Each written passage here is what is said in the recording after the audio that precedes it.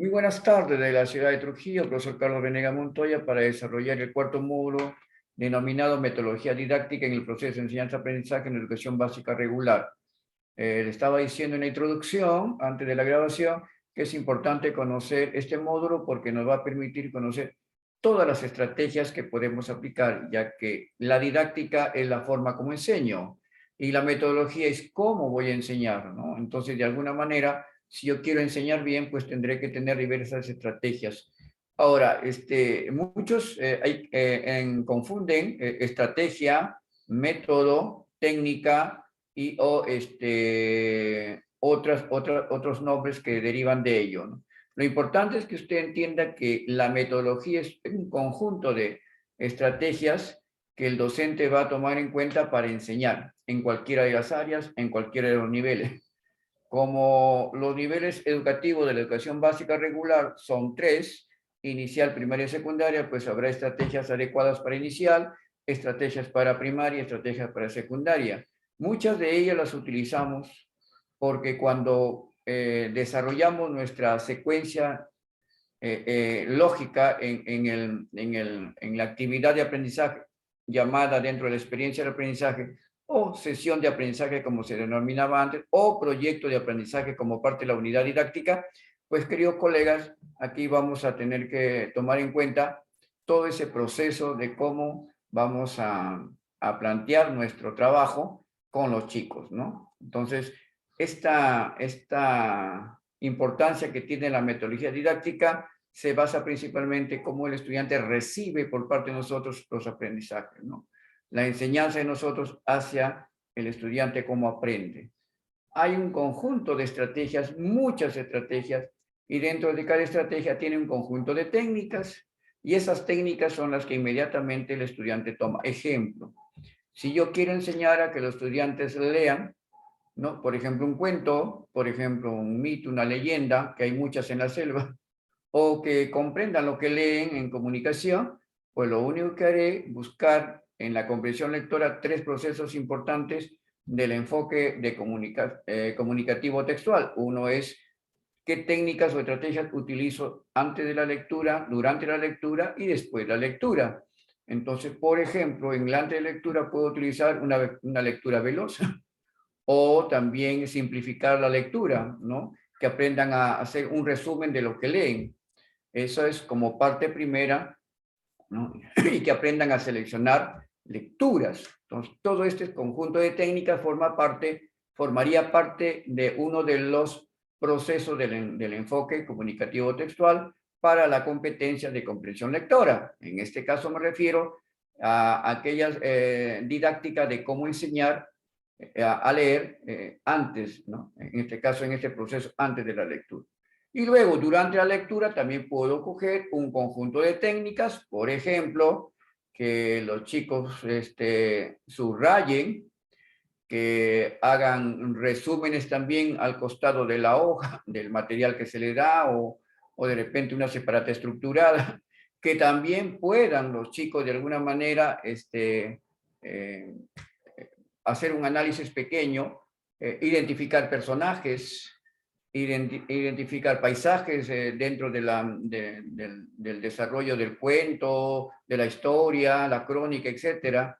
Todo ello, personajes primarios, personajes secundarios, personajes importantes, o también cómo identificar dentro del texto de la lectura de un cuento, un mito, etcétera, cómo ellos pueden inmediatamente señalar de qué se trata ya la lectura del cuento, ¿no? Ya dentro del nudo y el inicio, el nudo y el desarrollo de la historia y el final, ya los estudiantes pueden más o menos señalar. También pueden parafrasear. Ojo, una técnica más también es parafraseo. Y también asimismo, después de la lectura, que son los tres procesos, el antes, durante y después de la lectura, para que comprendan lo que leen, inmediatamente también técnicas, ¿no?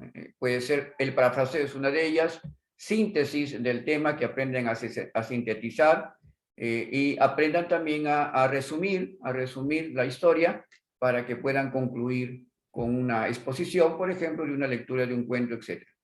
Estos procesos que yo he señalado forman parte de la metodología didáctica para enseñanza-aprendizaje con los estudiantes, ¿no? Hay un conjunto, hay una variedad. Yo he traído algunos de ellos que ustedes lo pueden tomar dentro de los muchos que hay para que ustedes, dependiendo del nivel donde se encuentran, puedan llevarlo a cabo. Comencemos con la parte primera. ¿Qué entendemos por metodología didáctica, que es lo que nos viene ahora a señalar, ¿no? O sea, es lo que nos pide. A ver, voy al anterior. Muy bien.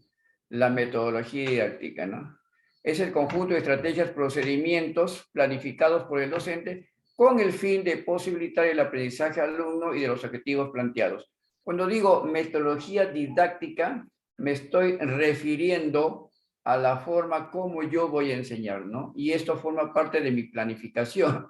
Si yo, por ejemplo, estoy planificando, como le decía, una lectura, o la historia del pueblo, la historia de un personaje, etcétera, yo lo que tengo que señalar es de qué manera este conjunto de saberes que el estudiante va a tener que aprender se llama metodología didáctica, la forma como yo voy a enseñar, ¿no? Y cómo el estudiante va a recibir. Va a depender mucho de esto para que el estudiante comprenda. Y esto se utiliza, queridos colegas, se utiliza en la planificación de la secuencia didáctica. Ustedes saben, la secuencia didáctica, inicio, desarrollo y cierre. ¿Dónde va? En la segunda parte, en el desarrollo, porque ahí se hacen los procesos didácticos. Los procesos didácticos del enfoque. Si es comunicación, como le decía, es el enfoque comunicativo textual. Y dentro de eso hay para cada competencia, ¿no? En el caso que le decía el de antes, durante y después de la lectura, que forma parte de la comprensión de lo que lee el estudiante, también forma parte del enfoque comunicativo textual y te indica paso a paso los procedimientos y las técnicas las que te he señalado, por ejemplo, ¿no? Hay diversas técnicas que el estudiante puede recibir del profesor. Ahora, también antes de entrar más adelante, señalar método, estrategia, técnica. Muchas veces lo hemos confundido. El método, no estoy diciendo metodología, que es otra cosa. La metodología es formas de enseñanza, ¿no? El método, como propiamente se conoce, es un conjunto también de procedimientos, pero debidamente señalado. Y que de no realizar en ese orden el método, no es posible que el estudiante desarrolle los aprendizajes. Me dejo entender mejor. El método, no sé si aquí vamos a ver, creo que sí, método de aprendizaje basado en problemas, tiene 8 pasos. Esos 8 pasos lo tengo que realizar sí o sí, porque es un método. El método es la vía, el camino, la ruta, la trayectoria hacia lo que deseo. En este caso, lo que deseo es que el estudiante aprenda el cuento, la leyenda, el mito, la lectura de un libro, qué sé yo, de un contenido X. Y no solamente para comunicación, sino también quiero que lean en ciencia y tecnología, que son ecosistemas, que las células, que son los seres vivos. Hay una lectura, ¿verdad? Esa lectura quiero que la comprenda y lo entienda. Entonces yo utilizo estrategias para ello, ¿no? Este conjunto de estrategias nosotros le hemos denominado metodología didáctica, o sea, cómo enseño yo. Pero dentro de ellas tenemos al método, la estrategia técnica. La estrategia también se confunde como procedimiento. Algunos, mucho tiempo atrás, se llamaban procedimientos, conjunto de pasos, ¿no? Y todas las acciones que nosotros planifiquemos para que el estudiante pueda lograr sus objetivos planteados, que en este caso es que comprenda lo que lee, que comprenda la comprensión de un problema, redondo la palabra, que comprenda la teoría, que comprenda la ley, etcétera, dependiendo si es ciencia y tecnología, si es matemática, o también que comprenda la historia, que comprenda la línea del tiempo, cómo se desarrolló la historia de los españoles cuando ingresaron al Perú, la historia en la línea del tiempo, cómo capturaron a Atahualpa en Cajamarca, todo ese conjunto de cosas. Entonces, eso es lo que nosotros queremos que el estudiante aprenda, ¿no? Entonces, metodología didáctica es el conjunto de procedimientos, técnicas, estrategias y acciones con el fin de que el aprendizaje del alumno sea óptimo, de acuerdo a lo que hemos planteado en nuestro propósito de aprendizaje, que es lo más importante que apunta una sesión o actividad de aprendizaje. Y ahí tenemos. Luego le decía que también debemos conocer qué es la estrategia.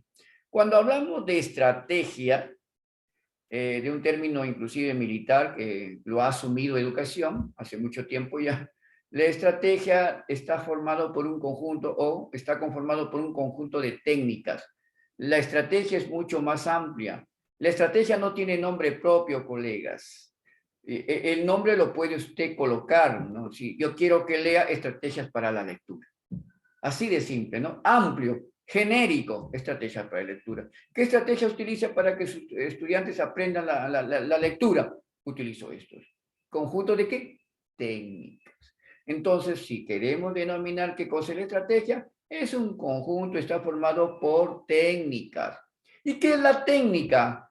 Es lo más inmediato que el estudiante debe aplicar para aprender. O sea, aquello que el estudiante tiene que utilizar, ¿no?, como una forma para aprender, ¿no? Técnicas, muchos confunden técnicas con estrategia.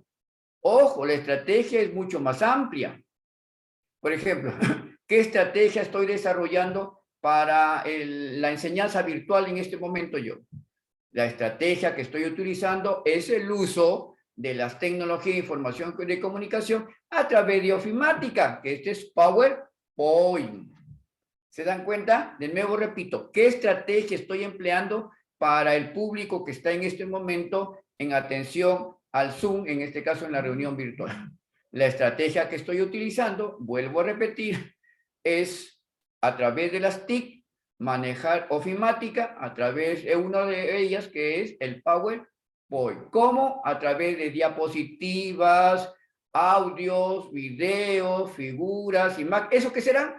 Técnicas, que he utilizado técnicas de presentación, los cuadros debidamente formados, la letra que se lea, se pueda observar, e imágenes. Esos son técnicas, pequeñas cosas que de inmediato en el conjunto hace la estrategia. Por lo tanto, usted cuando va a enseñar, sea inicial, primaria, secundaria, usted utiliza conjunto de técnicas. A ese conjunto de técnicas o formas inmediatas de cómo aprende el estudiante se le llama estrategia. Ahora, ¿cuál es la diferencia entre método y estrategia? El método, como le dije, es un conjunto de procedimientos debidamente señalados y que se tiene que cumplir sí o sí. Paso 1, paso 2, paso 3, paso 4, paso 5, los pasos que las etapas, fases, como se les llame. Si una de las etapas, si una sola de las etapas no se realiza, pierde toda noción de continuar el método. Por eso, por favor, el método cuando usted, es como el método científico.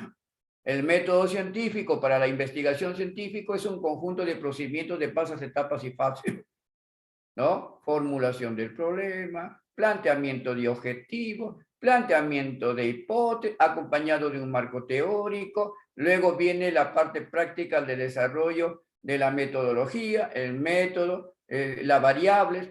Todo ese conjunto de cosas son pasos que necesariamente se tienen que realizar en la investigación científica, pasando hasta las conclusiones generales. Si eso no se realiza, si, por ejemplo, solamente hago la formulación del problema, quiero llegar a la hipótesis, yo no hago objetivos, ¿cómo voy a plantear hipótesis? ¿Se dan cuenta? Me trunqué. Necesariamente tengo que plantear el problema, formular el problema, detallar el problema y luego formular objetivos. O sea, ¿qué me planteo para que el estudio que estoy presentando, la investigación que estoy presentando del problema se solucione? Si yo no presento objetivos, no puedo hacer hipótesis. Luego de los objetivos, tengo que tener hipótesis. ¿Cómo voy a realizar ese objetivo? ¿No? ¿Qué me planteo resolver de acuerdo al objetivo? Y finalmente, para comprobar la hipótesis, tengo que hacer un conjunto de cosas ¿no? Y eso me permitirá luego llegar a conclusiones y que apunten a la hipótesis, porque las conclusiones, los trabajos que hago, tienen que apuntar a la hipótesis. Como apunta a la hipótesis, también apunta ¿a quién? Al objetivo. Se soluciona el objetivo, se soluciona el problema. Listo, y ahí está mi trabajo de investigación que se puede transformar en una tesis. Ahora que tanto se habla de tesis, plagio, etc. Esos son los pasos, queridos colegas. Si uno de ellos no lo hago, por ejemplo, hago objetivos, formulo el problema, hago objetivos, hago hipótesis, no hago conclusiones, no he llegado a nada, ¿correcto? Porque ¿dónde está la solución? Su hipótesis, y no, ¿cómo voy a llegar a la conclusión si no he desarrollado el trabajo? ¿Cómo? Tengo que tener, pues, el análisis de las variables, tengo que tener inmediatamente los cuadros y gráficos que haga, cómo apliqué, y dependiendo de qué tipo de investigación se trata, es cualitativa, cuantitativa, de qué enfoque voy a utilizar, qué método voy a utilizar, cómo voy a recoger la información, cómo llego a hacer el trabajo, ya cómo contrasto la hipótesis, cómo hago la prueba de la hipótesis, un montón de cosas, colegas. Por eso el método es un conjunto de pasos, etapas precisas.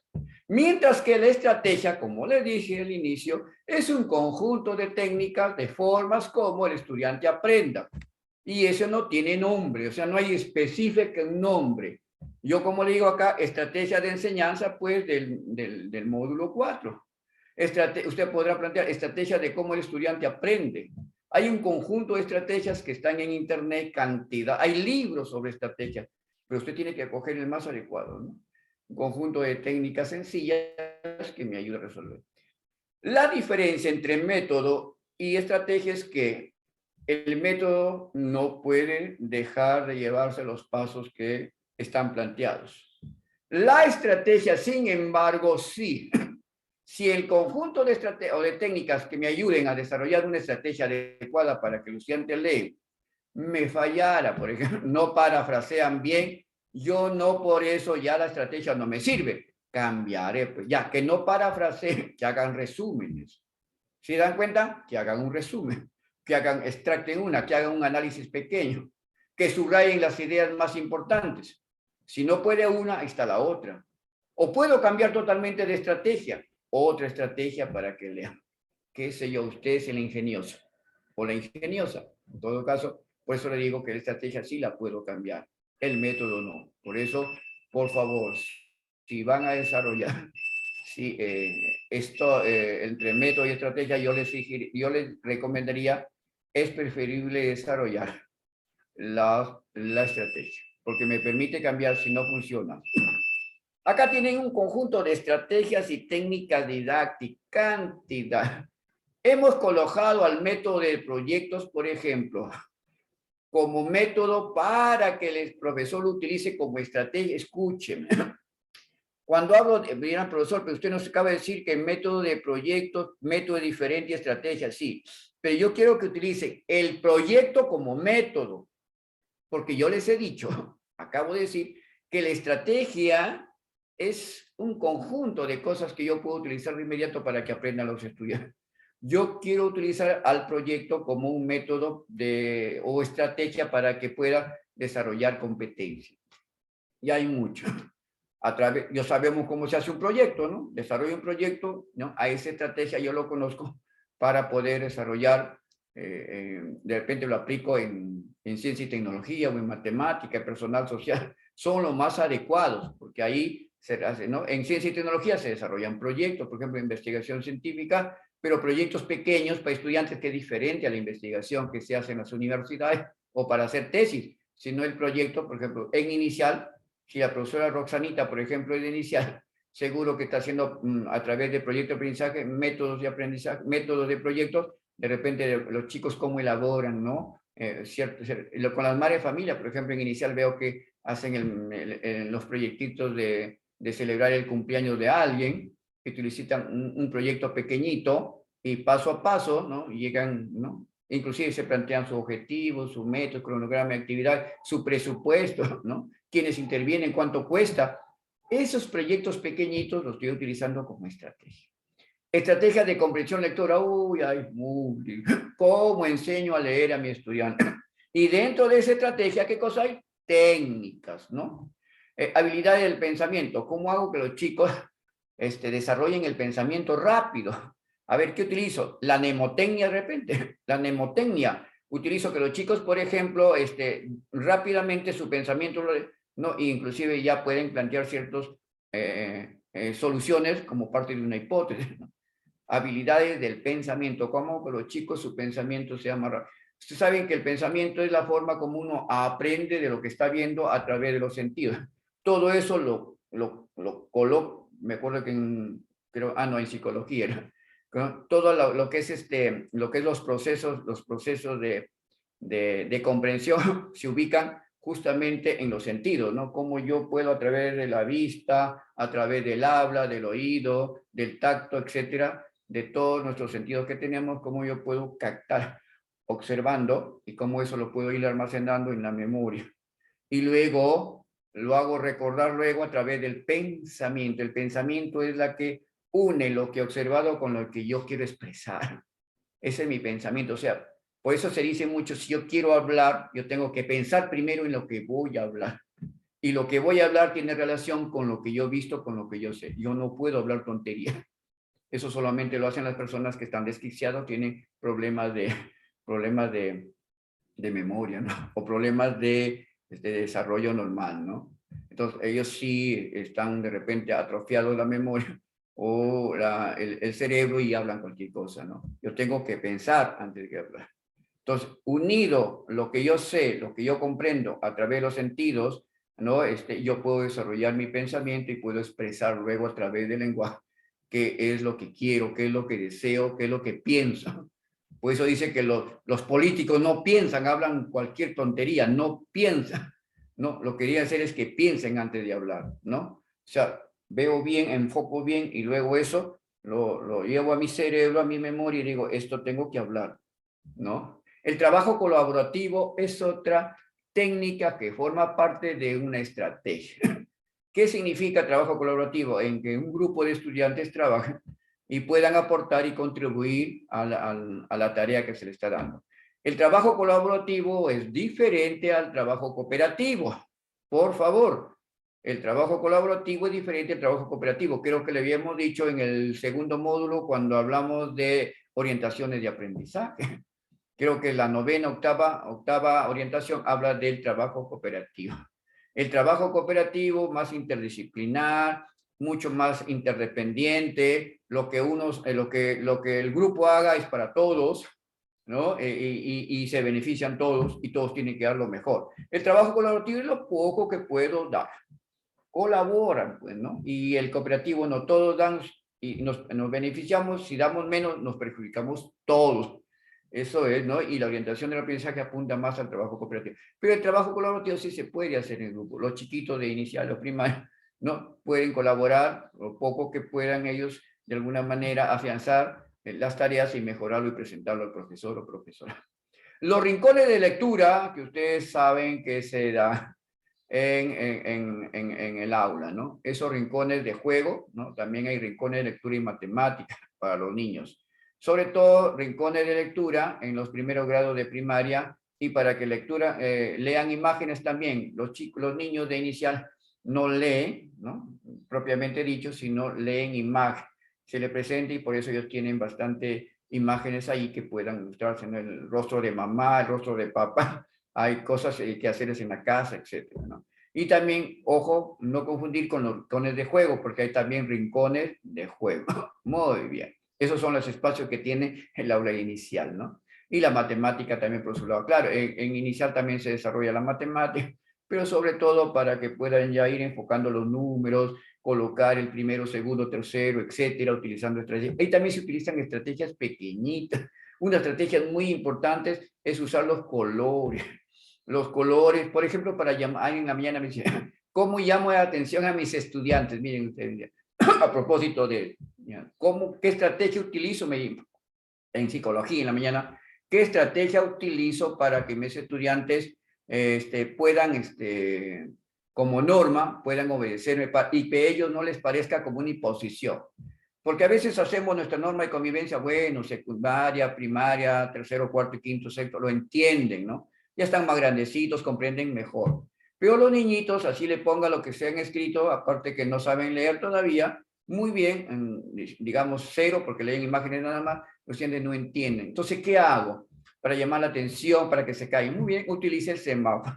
En Colombia, en la nueva escuela, les comunico, como en España, utilizan en los niños de jardín, en inicial, utilizan mucho, o el kindergarten en los países europeos o en Estados Unidos, utilizan mucho los colores del semáforo. Si el niño presta atención, está muy enfocado, es un verde. Si el niño está haciendo bulla, colocan el rojo y sale una, como el semáforo, tienen un semáforo. Está diciendo a todos que alguien se está portando mal o no se callan inmediatamente. Todo el mundo se calla, ¿no?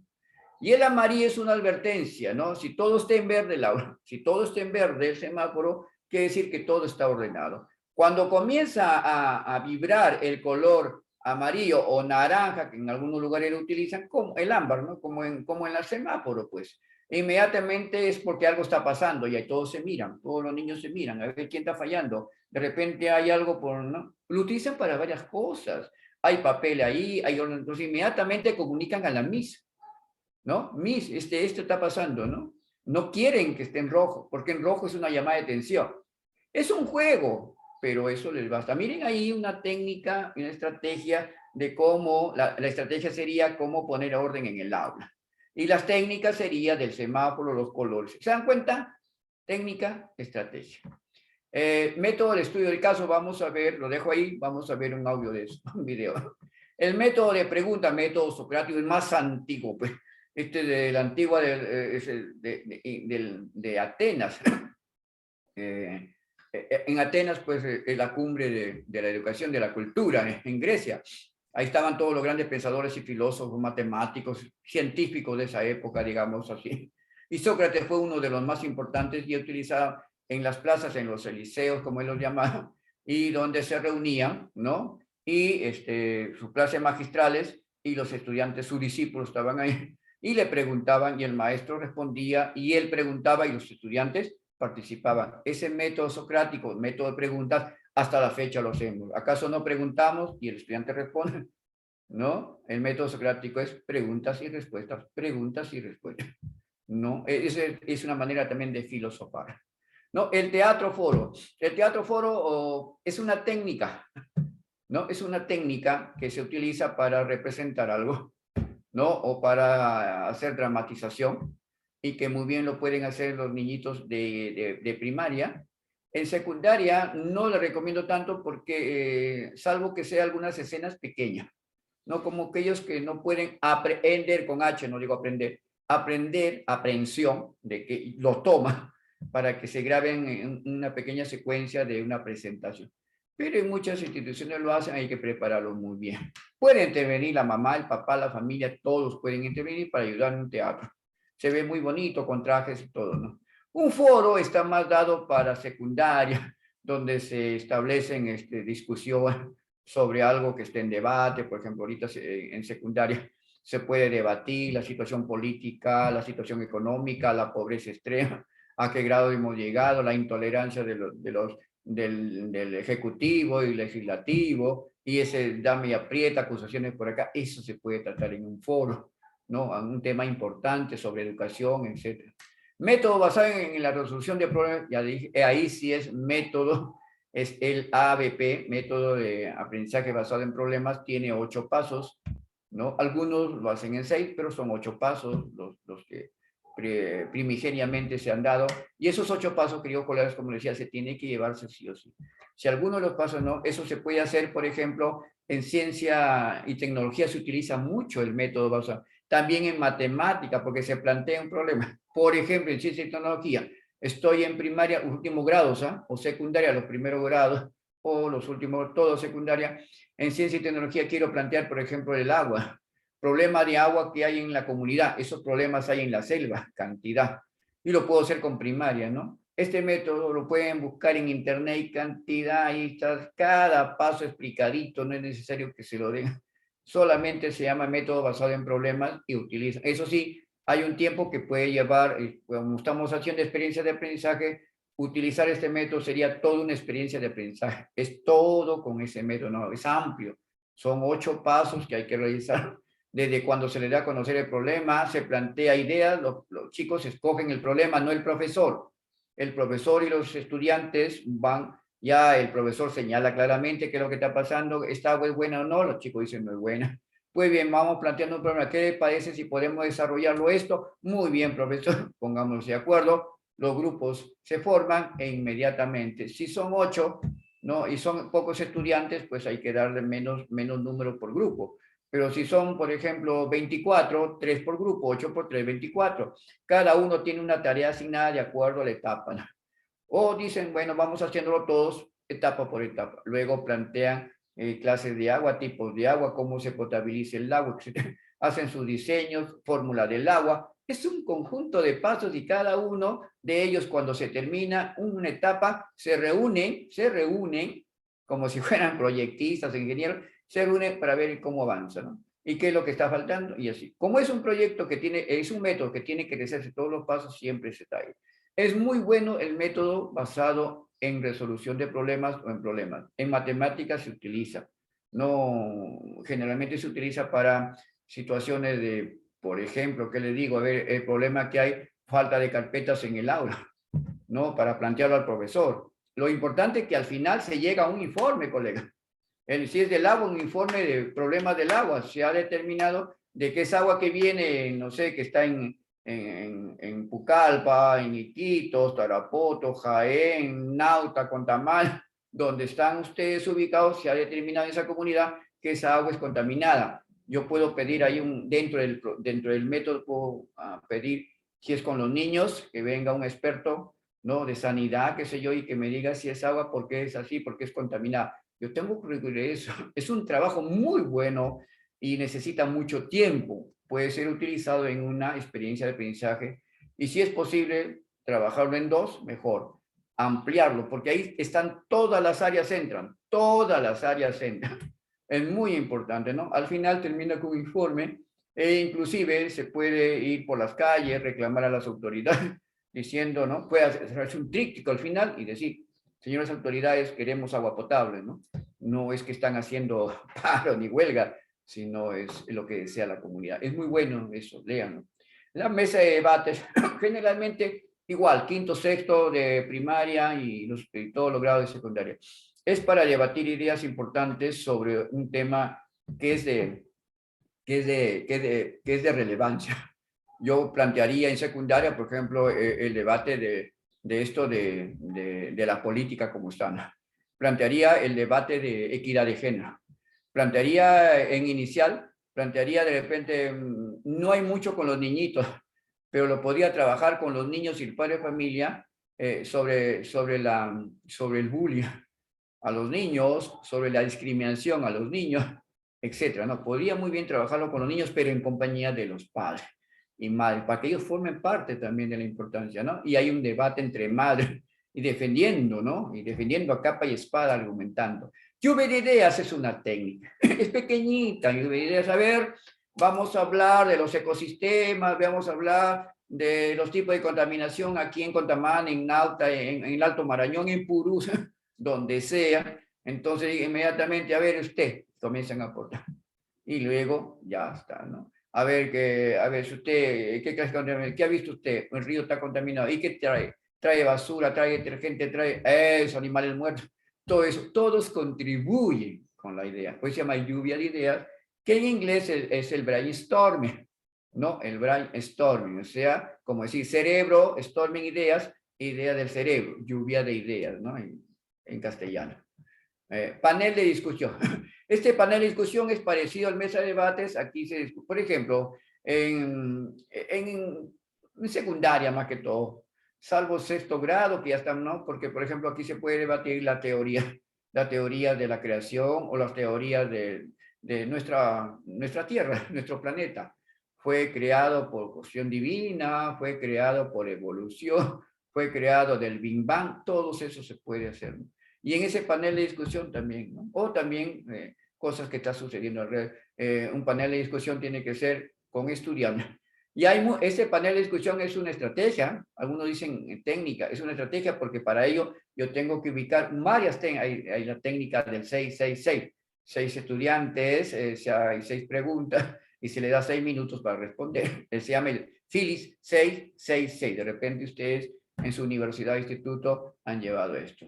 Bueno, y ahí está, y hay muchos, ¿no? Nos podríamos pasar toda la tarde con puro estrategias que aprender.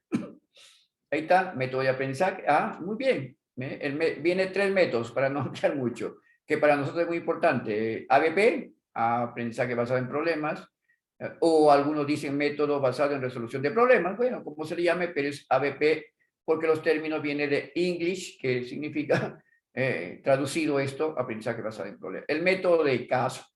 Digo, no me adelanto porque hay un video, ¿no? El proyecto. Ustedes desarrollan proyectos, sobre todo en inicial, en primaria, los primeros grados. Vamos a ver si esto es posible, ¿no? ¿No? Muy bien. El ABP. La psicología cognitiva, que se basa en el conocimiento, ¿no?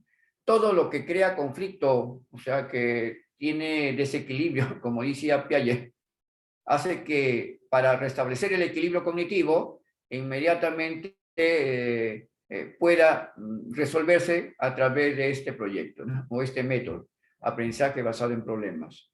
El profesor actúa siempre como un mediador. Aquí el profesor no es el que solamente mira, sino un mediador. No interviene tanto, sino va avanzando conforme los estudiantes avanzan. Él es como un supervisor, un monitor constante, ¿no?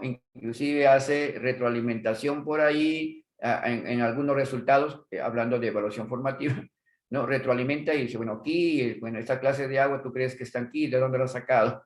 A ver, información. Los estudiantes investigan. Es importante porque el estudiante investiga, ¿no? Y aquí, pues, lo que hace el papel del profesor es el más adecuado de acuerdo a nuestro amigo estimado Lev Vygotsky, ¿no? Porque nosotros actuamos bastante en la zona de desarrollo próximo. O sea, partiendo de lo que sabe el estudiante, llevarlo a una zona de desarrollo próximo para que luego ellos concluyan con su zona de desarrollo potencial, que es aprendizaje. Eso es lo que queremos lograr, ¿no? El aprendizaje por parte de los estudiantes. Ahí está. Diseño del problema. Con los estudiantes se busca un problema cualquiera, generalmente de la institución educativa o de la comunidad educativa, ¿no? Porque al final lo que pretende es resolver un problema, ¿no? Entonces, inmediatamente con los estudiantes de manera cooperativa. ¿Qué significa de manera cooperativa? Todos. A ver qué idea, a ver, comienzan. Una lluvia de ideas, una técnica para... ¿Ve? O sea, no es porque el método de aprendizaje basado en problemas es y tiene su propia técnica, no, usted puede sacar de donde quiera técnica. Entonces, a veces me ocurre una lluvia de ideas, a ver qué problemas, a ver tú, qué problemas has identificado. Profesor, aquí en el río hay bastante inmundicia, suciedad, eso ocasiona que la gente esté tomando, contaminándose y está enfermándose con diarreas, etcétera, dolor de estómago, etcétera. Muy bien. A ver usted, bueno, aquí en el colegio también hemos detectado que los niños no utilizan bien el inodoro y constantemente está sucio. Hay bastante proliferación de moscas, ratas, etcétera, por la noche. Ah, muy bien, suciedad en el colegio. ¿Qué más? Ah, profesor, nos falta, pues, no tenemos plantas, no tenemos, bueno, a pesar que vivimos alrededor de tanta planta, ponen la selva, es eso, y acá no tenemos flores, no tenemos frutas, muy bien. Ah, ¿qué plantea usted? Hacer un biohuerto. Miren ustedes, un conjunto de ideas. Pero una vez que se determina, se diseña el problema. Dice, bueno, vamos a hablar sobre, a veces me ocurre, contaminación.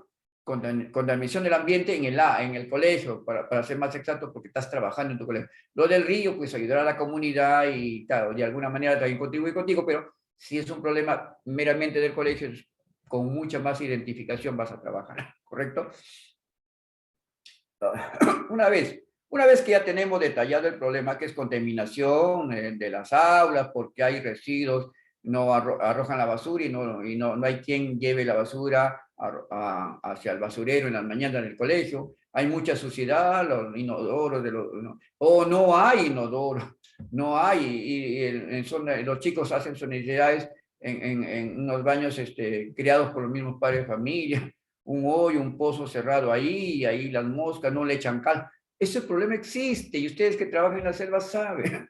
Entonces, eso de alguna manera hace que en este caso, el, el profesor como mediador con los estudiantes analice. Entonces, traen todo el equipo, entonces inmediatamente comienza a trabajar. Entonces, el segundo paso es analizar el problema, ya con el nombre propio, con el profesor diseñan inmediatamente qué es lo que van a hacer a partir de ahí. Y el profesor les señala, yo les voy a ir, yo soy mediador, no voy a participar en la investigación, son ustedes, conmigo, nos vamos a reunir y me van a traer.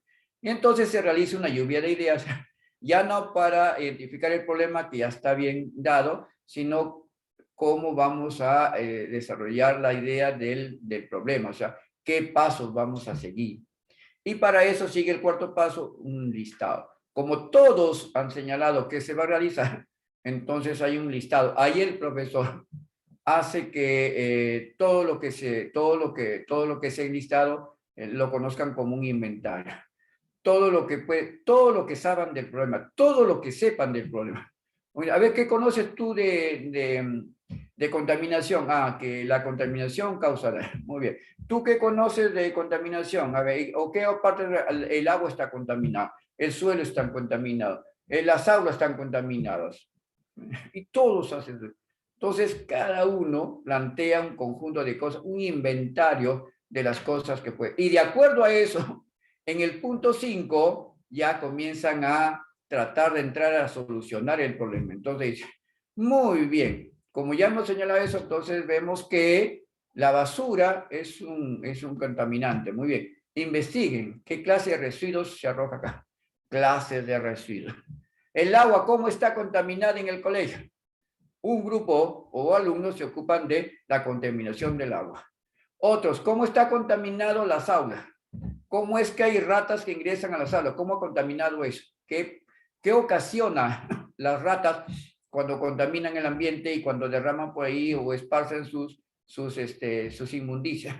¿Qué polir? Todos buscan información. El profesor lo que puede ayudarles es darle de repente algún link, darle alguna información, proporcionar un libro. Si hay en la biblioteca textos, no sé, manos, investiguen, investiguen. Y los chicos, como ya tienen el conjunto de ideas, es el inventario, entonces comienzan a aclarar la situación y cada grupo se va tratando de reunir toda la información, ¿no? El sexto piso, como ya tienen todo claro, se distribuyen las tareas. Entonces le señala, el grupo va a trabajar sobre esto, ¿no? Entonces, todos los conocimientos, habilidades y potencialidades que tiene el estudiante por equipos van a hacer viable la solución del problema con las tareas encomendadas. Se reunirán, ¿no? Y dirán, bueno, el grupo 1, ¿qué averiguó usted sobre la contaminación del agua? Dirá, bueno, yo he visto, ¿no? Y también para conocimientos, ¿ah? Se puede que me digan clases de agua. ¿Cuántas clases de agua? ¿Y cuál clase de agua es la que estamos aquí? ¿Qué agua estamos tomando? ¿Estamos tomando agua potable? ¿Qué tipo de agua estamos tomando? ¿Agua estancada? ¿Agua de río? ¿Agua de qué estamos tomando? ¿No? ¿Agua dulce? ¿Agua salada? ¿Qué tipo de agua hay? Entonces, chicos, buscan información. Todo eso en las tareas comienza, ¿no? Cuando ya el profesor llega a los grupos, comienzan a trabajar. Y luego llega al punto 7, comunican los resultados. El profesor ha ido mediando nada más por grupos. Los grupos han llegado, y esto estoy buscando, el profesor inmediatamente da algunas soluciones. Es como si fuera una evaluación y a la vez una retroalimentación. Bueno, acá hay esto, búsquete tu información, acá has confundido, ¿no? Acá por acá hay que hacerlo, falta más información, aquí no está tan claro, y listo. Una vez que ya tienen todo, se comunican los resultados. Entonces, todo lo que hubo, bueno, tú, a ver, ¿cómo está contaminada las aguas del colegio que vienen acá? Y el grupo expone. ¿Cómo está la contaminación, de qué grado es? ¿O cómo está contaminada la basura, inmundicia de los animales, ratas, moscas, cucarachas? ¿Qué ocasiona todo eso? Y pum, informe. Y así, todos los grupos comunican sus resultados. Al final, se va hacia el listado del paso 4 y comienza el listado. Bueno, este inventario hemos tenido, a ver, ¿cuántos de ellos hemos dado solución? Entonces, todo eso se va haciendo. Bueno, este se logró, este se logró, este se logró. Todos los pasos tienen que haberse logrado, por favor. Si hay un paso que no se ha logrado, si las medias, todos contribuyen a ayudar a mejorar ese paso para que se termine. En la evaluación, ya lo hace el profesor con ellos mismos, con los estudiantes, porque todos han sido un equipo, incluyendo el mediador, el profesor. Pueden, ya no forma parte del aprendizaje basado en problemas, puede desarrollar un crítico, un periódico mural con los resultados, ayudándose de imágenes, ayudándose de audio, video. Buscan toda la información y pueden hacer su periódico mural, ¿no? Sobre la contaminación de las aulas en el colegio. Listo. Pero pueden ir más allá todavía. Presentan un informe, el profesor presenta un informe de su trabajo y le da a conocer al director o directora o quien esté a cargo de la autoridad educativa este problema hay. Hemos identificado, hemos investigado mediante el método de aprendizaje basado en problemas, es que por favor queremos solución. Entonces el profesor, el director, se hará cargo. Ah, que esto hay, no me había dado cuenta, pensaba que no era tan profundo. Vamos a corregir esto, vamos a hacer baños, vamos a utilizar CAL, vamos a ver si hacemos un proyectito más adelante para un colegio, que nos ayude la municipalidad. Miren ustedes lo que puede ayudar al colegio, ¿no? Y así, indistintamente, ¿no? Y de repente procurar que el agua sea potable, cómo es que... Y puede llegar a través del director hacia el alcalde, hacia la autoridad política del lugar, para tomar en cuenta que el colegio se está contaminando, los niños tienen diarreas constantes, problemas de estomacales, y están pues desnutridos porque toda la alimentación que toman está contaminada. ¿Se dan cuenta lo importante? Método de casa. Este método es muy importante. Generalmente se utiliza en secundaria, pero ¿qué va? Podría hacerse también en primaria. Es un método más, entra como decir, a ver, como, alguien me dijo, es algo así como que le va a servir a los que están haciendo derecho, a los que quieren hacer investigación científica. No, no, no, también pues, o para investigador, o para policía. No, porque usted puede ubicar cualquier caso pequeñito, no llevarlo al extremo, y poder señalar bien claro lo que se plantea, ¿no? Generalmente aquí necesitamos de un narrador o de alguien que vaya señalando el problema. De alguna manera este narrador va a señalar todo lo que se quiere hacer. Expone el caso, ¿no? Estos componentes para elaborar un caso, cualesquiera sea, de los más pequeñitos a los más grandes, tiene que basarse en una historia de alguien, una historia de un niño, una historia de un hogar. Las historias ahorita están, pero así, regadas, las historias de la COVID, ¿no? Si alguien quiere, no se le puede exigir, pero quieres plantear tu caso, ¿qué pasó? Entonces, la historia tiene que ser clara sobre lo que se dice, porque de ello va a depender que el lector inmediatamente, uy, que está interesante este caso. Ya en la televisión lo vemos cuando los periodistas nos enganchan con la corrupción. Todos los días nos venden corrupción. Por lo tanto, uno se engancha. Pero ya con tantas cosas que ocurren, ya no estás enganchado porque la historia se repite, ¿no? Ya se volvió común de que todos los días asalten. Ya se volvió común en que todos los días asesinen por un celular. Bueno, la historia que se plantea debe ser clara para que enganche al lector. El que hace de narrador o el que hace de expositor, de alguna manera ubica muy claramente en el contexto, y para nuestro caso debe ser contexto educativo, casos del colegio, por ejemplo. Ahora, el caso puede, si es muy grande, se puede dividir en partes, ¿no? Parte 1, parte 2, parte 3, tipo película, pero pequeñita, por favor. Pero para que sea mucho más factible, ¿qué les parece si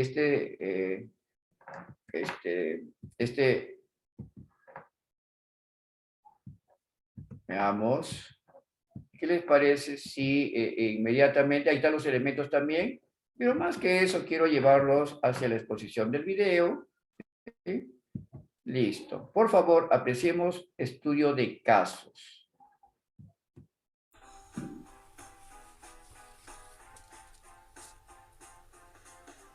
Si no se escucha, me pasa el Estimado teléfono. docente, bienvenido al curso de método de casos.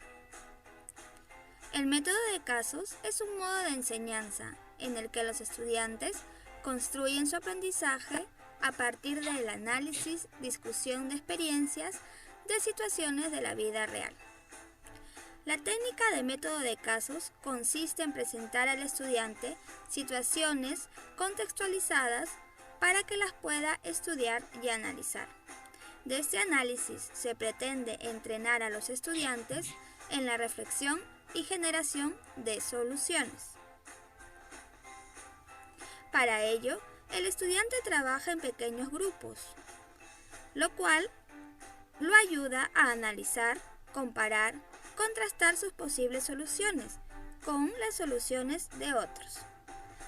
Asimismo, se entrena en el trabajo colaborativo y la toma de decisiones en grupo.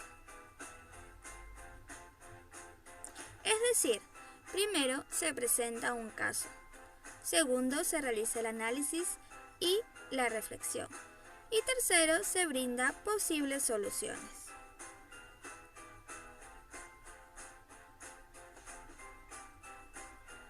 El propósito de esta metodología consiste en brindar a los estudiantes espacios de desafío, diálogo, colaboración, análisis y resolución de problemas, presentando casos reales. Para ello, se merece conocer y empaparse de conocimientos relacionados al caso para poder comprenderlo a cabalidad. Asimismo, se brinda herramientas al alumno para poder resolver casos reales que podrán ver en un mundo laboral.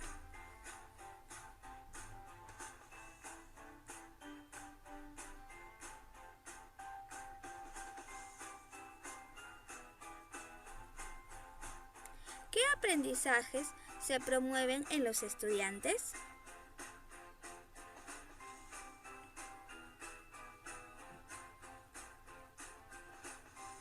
Identificar y definir problemas. Analizar, comprender e interpretar datos. Pensar críticamente, formular juicios y dar soluciones a los problemas. Esta metodología se basa en autores como Brunner, pues relaciona al aprendizaje por descubrimiento. Asimismo encontramos a Méndez y otros, quienes promueven el aprendizaje que permitan al alumno hacer preguntas y formular sus propias respuestas, así como deducir principios de ejemplos prácticos o experiencias. Bienvenidos al curso. Bien, es pequeñito nada más. Muchos piensan que esto se tiene que utilizar necesariamente el método de casos para estudiantes inclusive de superior. Pero pienso que si presentamos un caso o relatamos un caso, un hecho acontecido en la comunidad, sería importante para que los chicos analicen, reflexionen y presenten sus propias soluciones. Te puede relatarles, ¿no? No es necesario tener un video, de repente no hay la herramienta del proyector, no hay la herramienta pues ni de la laptop ni la computadora. Usted le podría facilitar eso mencionando un caso que, por eso usted hace el papel de relator, ¿no? Y hace como que el que cuenta la historia, ¿no? Puede ser de repente algún caso curioso de su comunidad, algo que de repente ha escuchado, pero que los niños saben. Tienen que tener, estimados colegas, saberes previos, ¿ya? Tienen que tener saberes previos, porque si no tienen saberes previos, lo que va a ocurrir es que el estudiante inmediatamente no va a poder participar porque no conoce bien el caso. Tiene que tener conocimiento, al menos que lo haya escuchado, ¿no? De su familia, de su entorno, etc.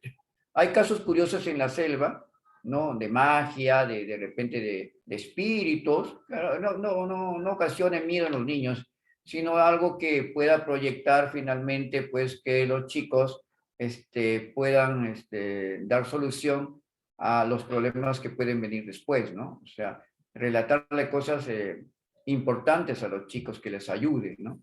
No sé, a defenderse, a tomar conciencia, de repente sobre la ecología, sobre la importancia de proteger al agua, ¿no? Y por ahí buscan un caso, lo relatan y los chicos inmediatamente se les dice que, a ver, analicen el problema, reflexionen a qué se debió el problema y luego que los chicos mismos redacten la solución al problema. Eso sirve como un método de caso, ¿no? Por eso que creo que puede ser importante si el profesor lo pueda contar la historia, pues historia, puede ser una historia personal de la profesora o profesor, sería muy importante, corto nada más, ¿no? De lo que le sucedió en el campo educativo, qué sé yo, y que le sirva como reflejo, como proyección hacia los estudiantes para que ellos de alguna manera lo tomen como ejemplo, como modelo. Muy importante eso. Veamos ahora otra estrategia metodológica que es el proyecto. Mucho se habla de proyectos, ¿no?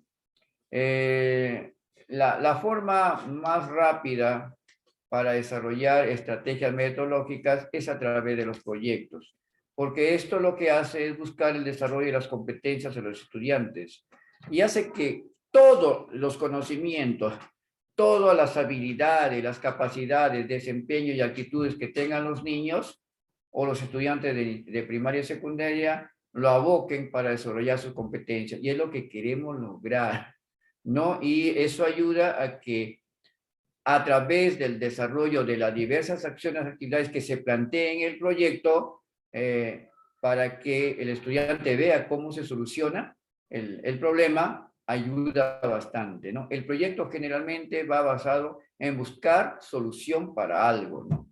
Generalmente un proyecto termina siempre en un producto que es, digo, generalmente tangible, ¿no? Pero también puede ser intangible. Un proyecto para baile, por ejemplo, un proyecto de danza, ¿no? Pero generalmente los proyectos que se hacen son aquellos que llevan recursos, materiales, etcétera, en el cual el niño participa o el estudiante participa.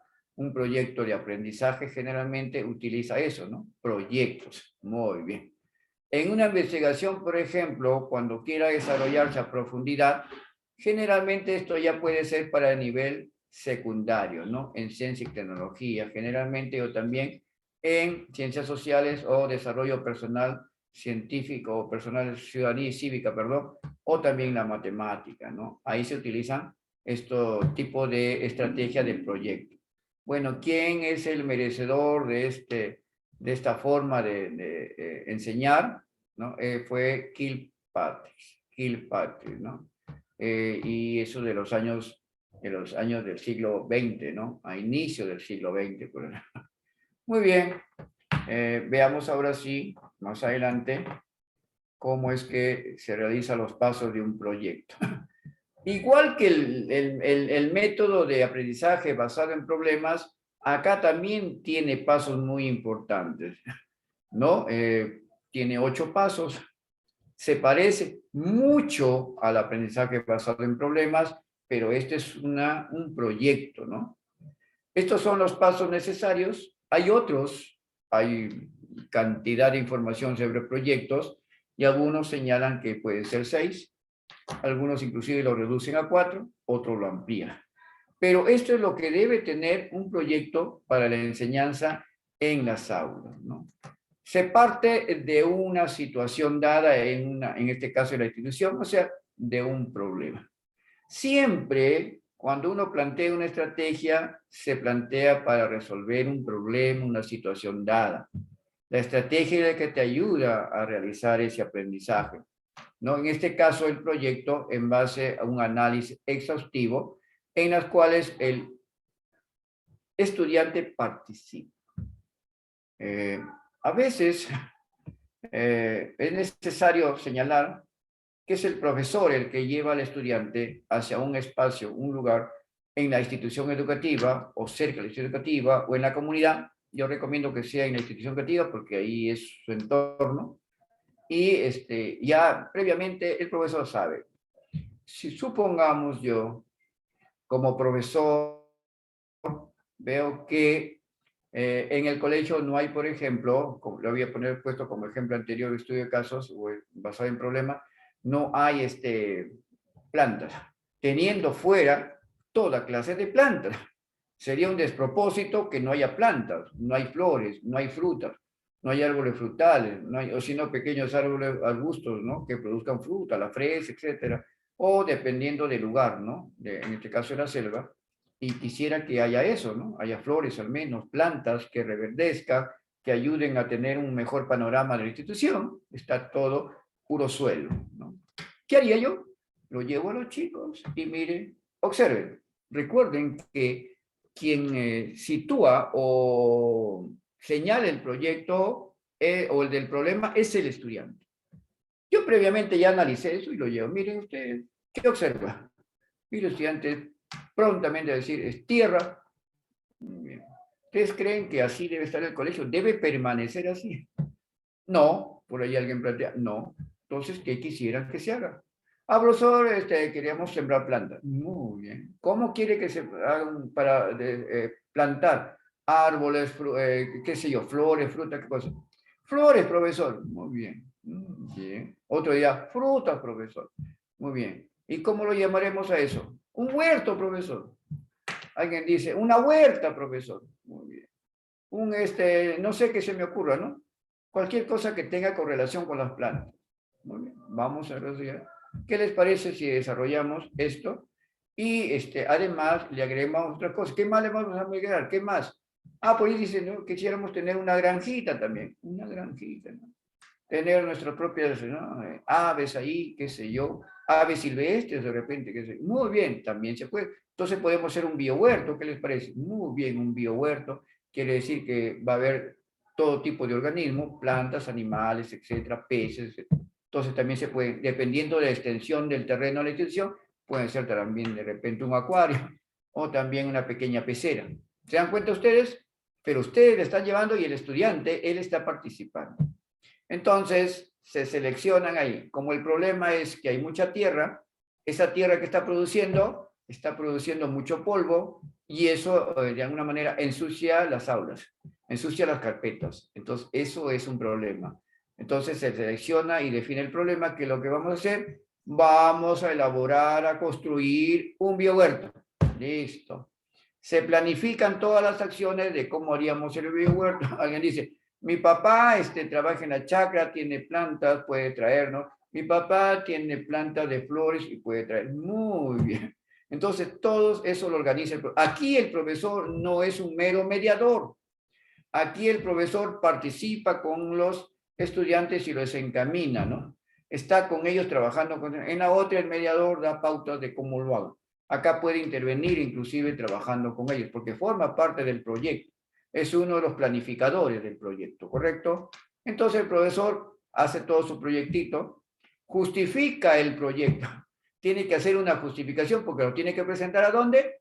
Lo tiene que presentar como una experiencia de aprendizaje de su clase el profesor hacia la dirección, al subdirector, a quien corresponda o jefe de área académica. Inmediatamente el profesor justifica el proyecto. ¿Cómo lo justifica? ¿A qué se debe? Que hay mucha tierra, entonces se justifica de que haya plantas. Las plantas van a traer aireación, oxígeno, se va a producir la fotosíntesis, se va a adornar, se va a ver mejor. Toda esa justificación de lo que es la importancia de la vida de los organismos vivos en un lugar muerto, que es puro suelo, se justifica pues dicho proyecto y además va a contribuir a que los estudiantes más adelante conozcan ecosistemas, etcétera, ya cuando estén en los grados superiores. Miren ustedes, van a conocer la importancia del agua, la importancia de las plantas, los animales. ¿Cuánto contribuye a que se haga un biohuerto?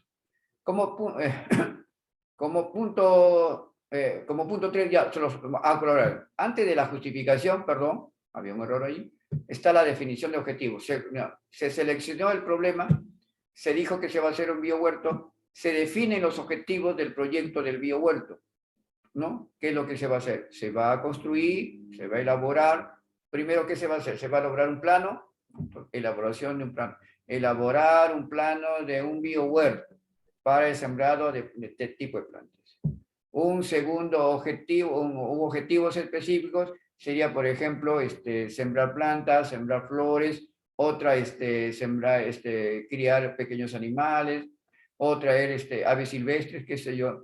Eso lo definen con... Luego, el paso 4, que me había adelantado, justificar el proyecto. ¿Por qué es importante este proyecto? Por esto, ¿no? Porque hay polvo, va a erradicar todo el polvo y se va a ver más vida, etcétera. Luego, en el paso 6, se planifican las acciones, las actividades con los estudiantes en la selva, en los colegios pequeñitos, en los jardines, Se puede trabajar con los padres de familia y muy bien se puede trabajar con ella. Muy bien, a través de los estudiantes, muy bien. Tú vas a tener a cargo con tu papá que dices que conoce esto, me va a preparar el terreno. O otro padre a ver que se ofrezca a acercar el terreno. Otro a preparar el terreno para la siembra, porque uno lo tiene que cercar, ver, preparar y todo. Y luego ya otro grupo o otro equipo, padre de familia, que traiga plantas. Es mejor que comprar, no pueden comprar en la selva, pues en la selva esa inmensidad, entonces por ahí se buscan plantas, ¿no? Ojo, y tiene que ser de acuerdo a la estructura del colegio. Si el colegio es pequeñito, no voy a sembrar árboles.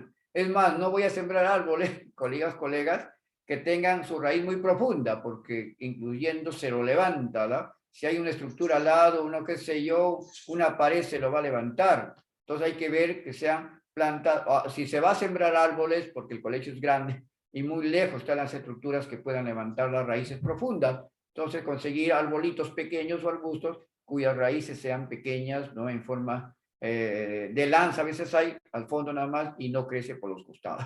Todo eso habría que verlo, ¿no? Y eso lo saben los padres, el profesor puede buscar información. Y así se divide los grupos. Ahora sí, ¿quiénes son los que van a regar en cada momento, por semanas, no sé, por días? Grupos, ¿no? Toda esa cronograma de actividades y luego, pues, ese plan se enviará al profesor, al director, quien se cargo, lo apruebe y que ayude también con los recursos, porque no todos los recursos van a salir por los estudiantes, se pueden colaborar con el trabajo de los padres de familia, pero comprar lámparas, comprar picos, de repente comprar abonitos, por ahí, a ver cómo colabora la dirección, el colegio con recursos, ¿no? También se puede pedir, pero el proyecto tiene que estar elaborado y presentarse, porque si no hay proyecto, no le puedo decir al director o directora, miren, vamos a hacer un biohuerto, qué bien, qué bonito, ¿y dónde está el proyecto? No tengo, que solamente está en la cabeza, no, tiene que llevarlo por escrito, eso el profesor lo hace. Se tiene que contar con los recursos humanos, materiales y económicos. Está en el proyectito, ¿no? Después de los cronogramas de actividades, responsables, fechas, inclusive fechas, en días, ¿no? Días tienen que ser, ¿no? Y los meses, si es posible, durante todo el año, ya se terminó el proyecto, pero continúa. Tiene que haber una complementación, porque si bien es cierto, vamos a sembrar un biohuerto, pero lo vamos a dejar en un estadio en que lo va a llevar el director adelante o pueden seguir los padres antes, aunque ya se termine el proyecto, me refiero a la experiencia de aprendizaje, puede continuarse con otra que es diferente al proyecto, pero yo le recomendaría, por ejemplo, que continúe el grupo de padres o el grupo que le corresponde regarlo siempre. De repente a alguien por ahí se le ocurre, ya lo dejo en manos del director, que se contrate un personal de servicio y que pueda apoyar. ¿Sí? Eso de los recursos materiales y económicos hay que buscarlo sin esclavizar el bolsillo de los padres, hay que buscar fuentes. De repente el proyectito le gusta mucho a una autoridad, un juez de paz, un alcalde, un amigo por ahí que ayude y va a aportar y le va a parecer muy importante, ¿no? Y lo puede contagiar a todo el colegio, ¿no? Y yo me acuerdo mucho en mi primaria, a ver, se llamaba huerto, ¿no? Y cada uno teníamos nuestro propio huerto y había competencia. Hubo un concurso de que el mejor huerto al término del año el profesor dio un premio. Por supuesto, yo no gané, pero ganó otro compañero con su papá, ¿no? Su mamá. ¿Por qué? Porque se trabajaba así, en competitividad. A pesar que ahí no había la competencia todavía, pero competíamos entre nosotros. Entonces, bien cuidado las plantas, nos íbamos a regar, no importaba sábado, no importaba domingo, llegábamos a cuidar nuestras plantas, a cuidarlos, a sacarle las plantas que son que malogran a las plantas que estamos sembrando, a las flores, qué sé yo, inmediatamente limpiábamos, ¿no? Y así pues, concurso de huertos, ¿no? Imagínense, concurso de huertos, qué bonito eso. Se puede hacer. Luego se evalúa el proyecto al término. Yo diría que el término del proyecto no va a ser a fin de año. Si no termina el proyecto sería cuando ya le dejamos todo listo y le enviamos al director, ¿no? Se evalúa cuando trabajan los estudiantes y trabajaron todos su calificación, ¿correcto? Se puede utilizar una cuadrícula de una rúbrica, no lista de cotejo. ¿Eh? Para este proyecto, por favor, colegas, no utilicen como instrumento de evaluación a la lista de cotejo, porque ¿qué pondría? ¿Sí o no? No. Tiene que hacer una rúbrica bien estructuradita en la cual estén los criterios de evaluación bien claros. ¿Qué es lo que van a hacer por cada etapa del proyecto? Entonces ahí se va a apuntar. El grupo tal hizo esto, muy bien. Y finalmente, la redacción del proyecto termina y se presenta hacia la dirección. La dirección autoriza y empezamos nuestro proyecto. Todo lo que está escrito ahí, todo lo que se ha señalado, paso por paso y de acuerdo en el tiempo. Muy interesante el proyecto, lo desarrollan mucho los profesores de inicial, me parece muy bien. Ahora, ¿qué estrategias didácticas para movilizar conceptos, procedimientos y actitudes también podemos acompañar? ¿Qué otras técnicas para recolectar evidencias de productos es recomendable al profesor? También les trae a usted. El portafolio de evidencias. Hoy más que nunca se ha vuelto importante de que los estudiantes tengan su portafolio de evidencias. Cuando sucedió la pandemia, en el año 2021, se hizo un portafolio, pero el 21, portafolio digital. O sea, los estudiantes tenían que tener un portafolio, porque ahí tenían que tener sus archivos de sus trabajos. El profesor retroalimentaba y inmediatamente el estudiante lo almacenaba, sea en Word, sea imagen, sea audio. Por eso se recomendaba que el audio era pequeñito, más de 1 minuto no podía ser, segundos nada más, o una foto pequeña nada más, y no muchas fotos porque, no, ya saben, el WhatsApp de los chicos era muy deficiente, el Estado no contribuía con el pago, los profesores sí, bueno, pero los estudiantes no, entonces ahí tenía un problemita. En este caso, el portafolio de evidencias, el portafolio de evidencias es un instrumento que permite evaluar en la línea del tiempo cómo ha ido evolucionando los trabajos que han presentado los chicos, ¿no? Es un registro de todas las evidencias que ha presentado, ¿no? Se puede hacer al término de bimestre, yo recomiendo que sea al término de los 2 bimestres, o digamos de medio año, ¿no? Si ahora que estamos por bimestres, al término de medio año, a cada bimestre también. Entonces se pide a todos los portafolios y ojo, se evalúa, ¿sí? Se evalúa 2 formas. Lista de cotejos recomendaría para inicial y primaria, los primeros grados. Y rúbrica para evaluar el portafolio para quinto, sexto de primaria y primero al quinto. Muchos me preguntan, pero ¿por qué, profesor? Si, no, es que los niños no lo va a estar evaluando, pues, ¿no? En todo caso, el padre madre lo hace y no es tan significativo. Ayuda al estudiante, cierto, al niño, pero yo lo que quisiera es la evidencia del trabajo que cumple el estudiante. Y me basta no analizar el portafolio, pero con una lista de cotejo nada más, no es de cotejos, ¿eh? Con una lista de cotejo nada más, en la cual me diga que cumplió o no cumplió. Eso es todo. ¿No? ¿Para qué esforzarme más?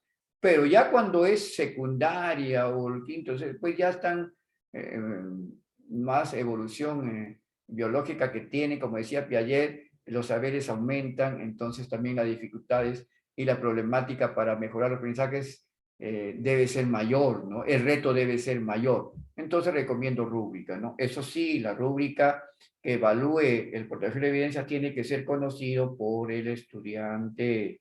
No, que en ese momento viene la evidencia, no, te voy a evaluar con rúbrica. Y profesora, ¿pero qué me va a evaluar? ¿En qué forma me va a evaluar? ¿Cuáles son los criterios? ¿No? Usted tiene que ser honesta y honesto y señalar, mira, esto te voy a evaluar. ¿Cuántos tipos de portafolio de evidencias hay? Muchos. ¿Ya? Nosotros mismos tenemos nuestro portafolio digital o nuestro portafolio en físico. Se llama carpeta pedagógica. Los profesores tenemos carpeta pedagógica. Ahí está todo nuestro trabajo que desarrollamos con los estudiantes. Ahí están, perdón, las evaluaciones, ¿no? Los instrumentos, todo. Ahí están. Eso es. Cuando dirección o el encargado nos evalúe el AUGEL, ahí está. Inmediatamente sacamos nuestro portafolio. Aquí está.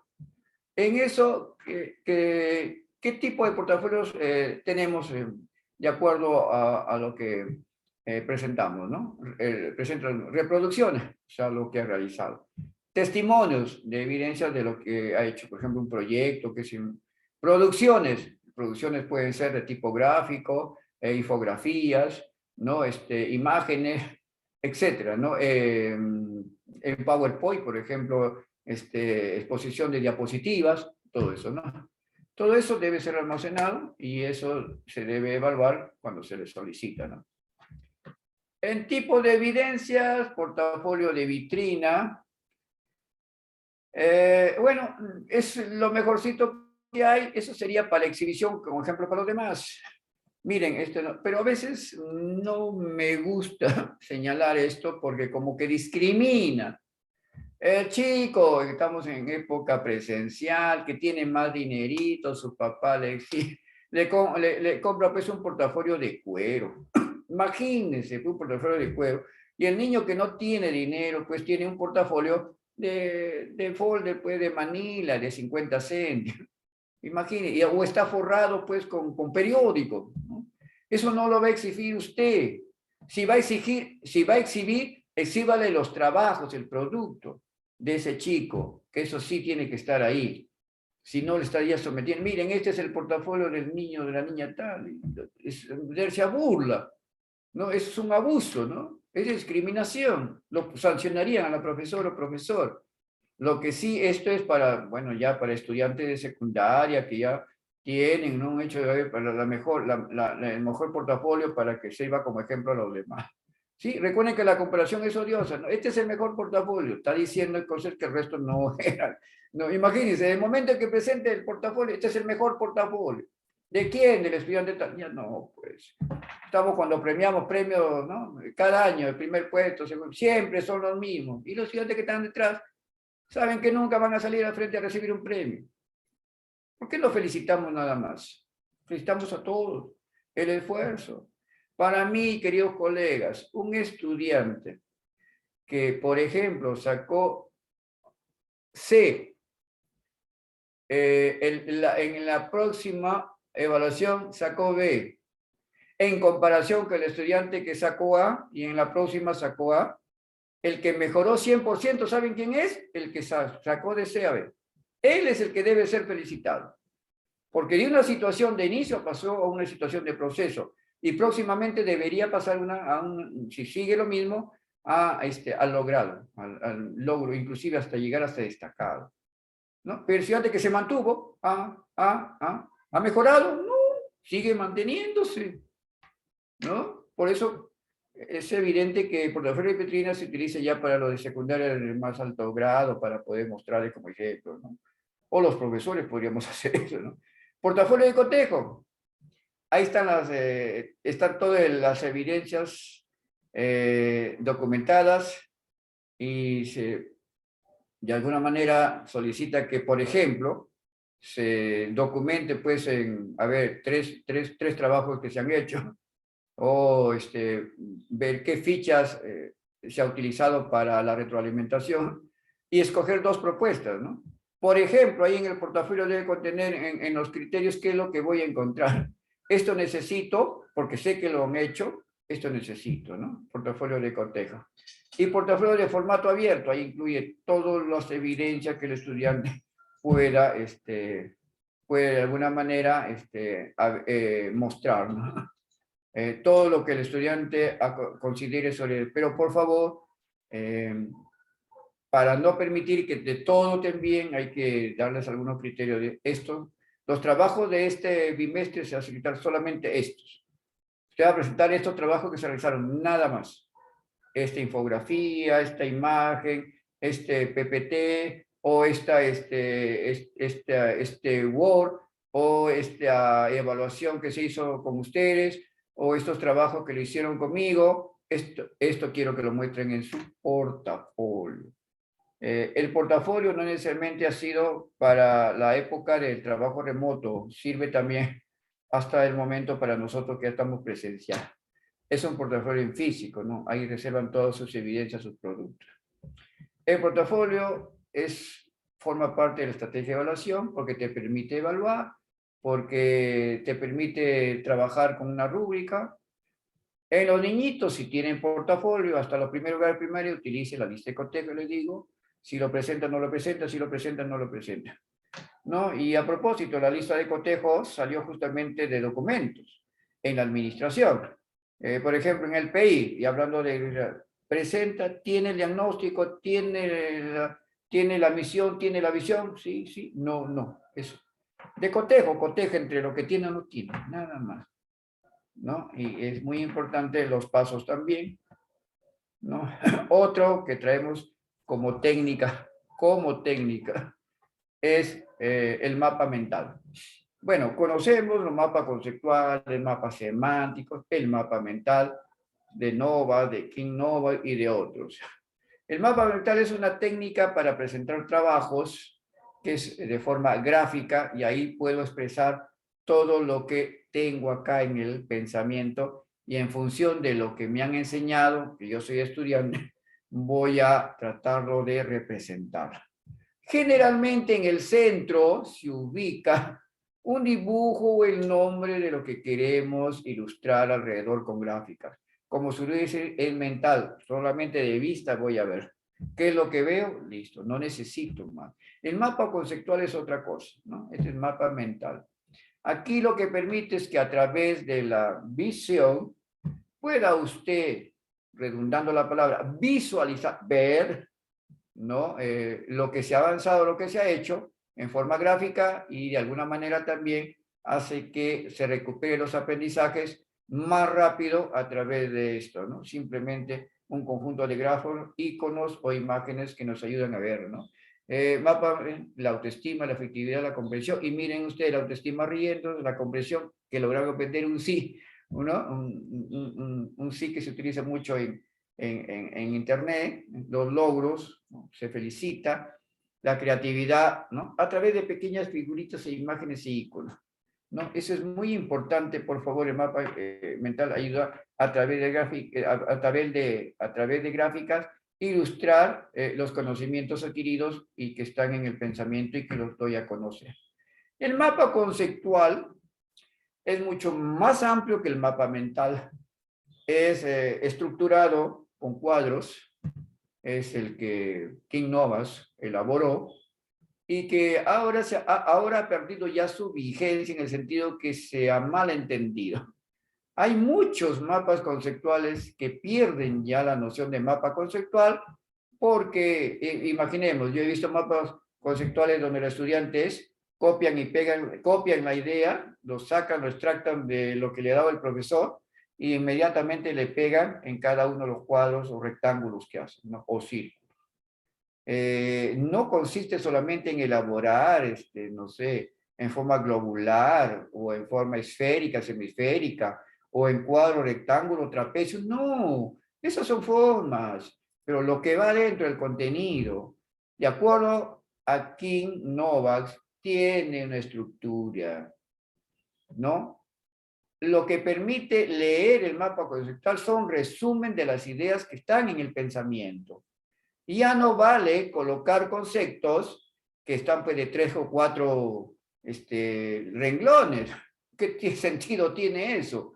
Y el estudiante sale y expone y lee eso, y el profesor le permite eso. ¿Cómo va a ser posible? Si se trata de un resumen, las ideas deben estar en 2 o 3 palabras, ¿no? Y todavía señala que debe ser en mayúscula.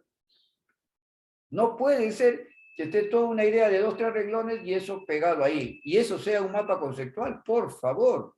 No tiene sentido. En todo caso será un cuadro sinóptico, mapa sinóptico, donde los resúmenes pueden ser un poquito, ¿no? Pero no aquí, pues tiene que ser sumamente abreviado y palabras claras en el cual el estudiante cuando expone, si bien es cierto, lee lo que está en el mapa siguiendo un orden, pero habla sobre eso, sobre lo que dice ahí. Se dice las plantas, tendrá que hablar una concepción de las plantas, ¿no? Y no siguiendo las plantas son, las plantas tienen las siguientes partes, raíz, flores, tallo, hojas, flores y frutos. Pero eso está escrito en el mapa. ¿Qué de bueno te dice? ¿Qué mapa conceptual puede ser eso? Por favor. ¿Ah? Si pongo eso, yo tendré que leer parte por parte de la planta y hablar sobre la planta, porque se supone que es el concepto de planta.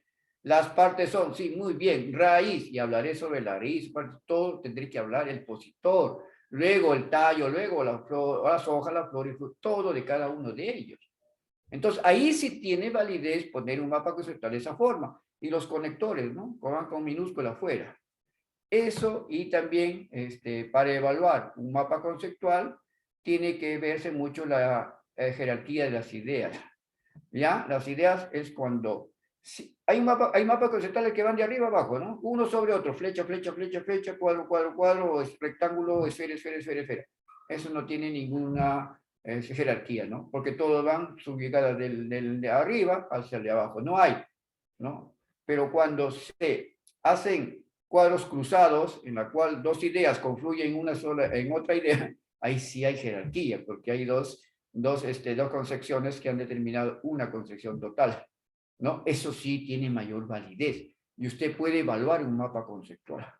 Y por supuesto, cada una de ellas está estableciendo una relación entre lo que es un concepto y las clases que tiene este concepto. O sea, si son raíz, cuáles son las partes de la raíz. Yo podría colocar raíz y sus partes, ¿no? El tallo y vuelta a sus partes. Y luego el tallo, ¿no? Y las hojas, de repente unirlo y hacer que realizan el proceso de la fotosíntesis junto con las hojas. Fíjese usted, podría hacer eso y unirlo con flores, frutos. Entonces ahí hay una ampliación, hay un cruce de información mucho más gravitante para que el profesor diga, ah, caramba, en la raíz y la hoja y luego va hacia la flor y el fruto, y esto es por un proceso fotosintético, ha puesto fotosíntesis. Oiga, qué interesante, se me ocurrió ahorita, ¿no? Qué interesante, está uniendo ahí mayor jerarquía, está cruzando las ideas, ¿no? Y está la jerarquía, ¿no? Muy bien. Ahí tienen he pretendido sacarlo de un contexto, el término, ¿no? Ahora, yo puedo sacar esto de se caracteriza por fuera, sirve para también. Y solamente, ¿no? El mapa conceptual representa gráficamente con su estructura, su representación, por medio de, todo esto de sirve para, se caracteriza por medio de, debe ser siempre, son los conectores. Y los que están en los rectángulos azules de mayor jerarquía son las concepciones, el mapa conceptual. Bueno, ahí tiene dos o tres palabras, dos, no más, ¿no? Dos, tres, y aquí donde más. Aunque ahí debió ser solamente representación gráfica del contenido. Listo. Representación gráfica del contenido, nada más. Pero que la idea es mucho más amplia, debió dividirse en otra parte, ¿no? Pero así. No puedes sacar todo un concepto y colocarlo ahí 3 o 4 renglones. Y eso, porque lo coloco en el círculo, porque lo coloco en el rectángulo y ya es mapa conceptual. No, señor. No tiene sentido. Por favor, si se va a enseñar esta técnica para poder hacer el resumen de los aprendizajes de determinados contenidos que se ha desarrollado en una actividad de aprendizaje, sería bueno que se le enseñe previamente las partes del mapa. El video cortometraje también es importante, pero es para los lugares donde los chicos puedan filmar, ¿no? Es, tipo ya como película, ¿no? ¿Se sirve mucho en secundaria? ¿Puede llevarse esto a la superior? Sí. Entonces, ¿por qué es útil? Porque aquí, de alguna manera, va a ayudar a reunir criterios y le servirá como insumo para aprendizaje significativo de una realidad. ¿Sí? Además, es muy versátil, pero hay que manejar una camerita. Ahora que ya tenemos el celular usado por estudiantes, podríamos bien evidenciar, ¿no? Una competencia y poder y permitir hacer un cortometraje o una entrevista. Se puede hacer una entrevista, ¿no? Filmada, ¿no? O narrar una historia pequeñita de un caso. Generalmente se hace para secundaria, ¿no? A los alumnos a veces se les puede enviar en la misma autoridad, ¿no? Hay una autoridad del agua de repente y sobre la contaminación, ¿se acuerdan del trabajo que planteé para método de aprendizaje basado en problemas? Una autoridad y que nos diga y cómo se realiza, ¿no? Y nosotros estemos, de alguna manera, hacer un videíto pequeñito de lo que la autoridad está ilustrando y cómo nos enseña cómo el agua se contamina, etcétera, y hacer un cortometraje. Y uno ir promocionando eso, señalando de qué es lo que lo está haciendo. Se puede hacer eso, pero hay que tener la camarita y ahora, como le digo, hacer un videíto sencillo.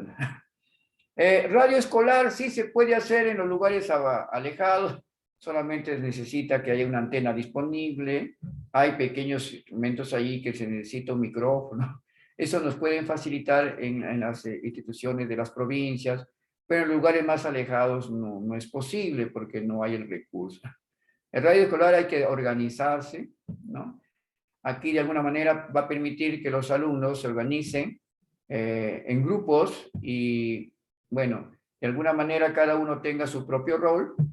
Uno haga de periodista, de entrevistador, presentador de noticias, presentador de deportes, como lo hacen en las televisoras, pero en la radio. Pueden llamar al director, primer entrevistado, ¿no? Pero eso necesita de equipos ya que tengan conexión a la antena, y si es posible en secundaria se hace, bueno, si es en primaria siempre y cuando estén las condiciones. Sí, hay mucha información sobre una radio escolar. Eso haría que en verdad siente un precedente en las instituciones educativas. En secundaria se podría hacer con la ayuda del director o autoridad. Esto sí se puede hacer, porque es el famoso periódico mural. El periódico escolar del colegio se le puede denominar con un nombre. El nombre puede llevar el nombre de la institución educativa, puede cogerse un nombre aparte que tenga connotancia con alguna persona muy importante del lugar, de la comunidad, y lleve su nombre. Ahora, este periódico noticiero puede ser duración semanal, o sea, cada semana se cambian las noticias, etcétera. Puede ser mensual, si es semanal se llamará semanario, si es mensual se llamará mensuario, ¿no? Entonces, eso es lo que quieren, ¿no? Aquí sí hay que activar muchos recursos que los estudiantes pueden tener, darle sus roles a cada uno para que pueda escribir, no en un periódico mural, para presentarlo en el colegio. Aquí potencia todas las posibilidades de expresión que tengan y las ideas que tengan los chicos con relación a lo que está sucediendo en su comunidad, y lo expresan esos pensamientos, esas ideas a través del periódico. Un acontecimiento importante, el aniversario del colegio. Una entrevista al director, la noticia más importante, se divide en partes. Debe tener hasta su deporte y puede también tener su humor, ¿no? O sea, una parte del humor, chistes sanos, por supuesto, para que también se rían, y eso se hace, ¿no? Y se puede exhibir una semana, a la otra semana cambiar, va a depender mucho del trabajo. El profesor ayuda en todo caso acá, se recomienda para primaria, ¿no? Primaria, tercer, cuarto, quinto, sexto lo puede hacer. Secundaria con mucha mayor actitud, ¿sí? Y estos periódicos que le llaman murales, puede llamarse periódico escolar. Ahora, puede ser un periódico mural parecido, o puede ser un periódico que alguien nos ayude. Ya no hay prensa, ¿no? Que alguien nos ayude, aunque sea con la primera hojita o con dos hojitas, y poder repartir. Y pues ahí nos están haciendo el espíritu de ciencia de la comunicación, quien dice no. Pero si es un periódico mural de noticias escolares, lo puedo hacer también. Lo puede hacer. Qué bien que ustedes de repente puede ser, alguien diga, quiero hacer mi periódico como hay otros y se venden, ¿no? El debate escolar es otra técnica que hablamos. Aquí esto sí permite, ante un público determinado, a través de diferentes fuentes que uno pueda acudir, establecer un debate sobre un tema importante. Se escoge el tema de actualidad, sobre todo, un tema que sea polémico, y cuando dice polémico no es porque sea, sino que no sea muy controversial tampoco. Equidad de género para secundaria es muy importante. La contaminación de las aguas o del agua potable que hay en la escuela también, aunque eso puede ser chocante para el director, porque en el debate se podría concluir que el agua no es potable, está haciendo daño porque la culpa lo tiene el director, ya que no ha hecho ningún proyecto. Puede ser chocante, pero si se trabaja con el director señalando qué importancia tiene este debate, qué bien que se haga, ¿no? El debate generalmente para primaria y secundaria sí. En secundaria de temas mucho más, digamos, más controversiales, ¿no? De política, de economía, pero cuando se habla de política, que sea en general y que contribuya a la comunidad, no de política favoreciendo un partido, porque eso está prohibido. Al profesor inmediatamente lo sancionarían, sino de la forma como se está haciendo política últimamente, no señalando nombres, trabajar sobre la deficiencia que ha habido en la vacunación, quien no quiere señalar eso, la importancia de la vacuna, algo se me ocurrirá por ahí que pueda poner a debate, ¿no? Pueda poner a debate. Pero nunca ser chocante con ideas políticas. Cuando yo digo, de política actual es de lo que está pasando en el Perú. Miren lo que está sucediendo, estamos en pobreza, no hay trabajo, etcétera. Eso sí, ¿no? La delincuencia. No hay que meternos muy a profundidad porque a veces ocasiona problemas en gente que no entiende el trabajo que se puede cerrar en clase con los chicos, y de repente lo están manipulando, y puede salir una denuncia de que estás haciendo apologías. No, no, no, no. Nada de eso está totalmente prohibido, sino de problemas, no, sino problemas de la comunidad o problemas de la escuela, problemas que ustedes quieran tocar, pero eso sí, con elección de los estudiantes, ¿no? Pero problemas también netamente de la parte de los aprendizajes, pues, de repente el debate que hay de la teoría de la evolución, como le decía, ¿no? La teoría de la creación del universo, que son problemas que se pueden ahí debatir y que no van a ocasionar daño alguno a las demás personas que son susceptibles de decir por qué el profesor está llevando estos casos, lo que está metiendo en eso. No, no, no, no, no, eso no, por favor. De repente algo histórico, etc. ¿Sí? Muy bien. El cartel. El cartel es importante porque, miren ustedes, es una cuestión gráfica para anunciar algo. Ahora, estos carteles están vinculados de repente con las protestas, pero podemos utilizar los profesores, y lo hacemos de hecho, cuando queremos dar a conocer a nuestra comunidad del día, por ejemplo, del día del medio ambiente, el día del agua que ya pasó, el simulacro de sismo que no se puede realizar el 31 porque de repente muchos colegios van a estar de vacaciones intermedias de experiencia, qué sé yo, pero que se debía darse a conocer a los padres de familia, ¿no?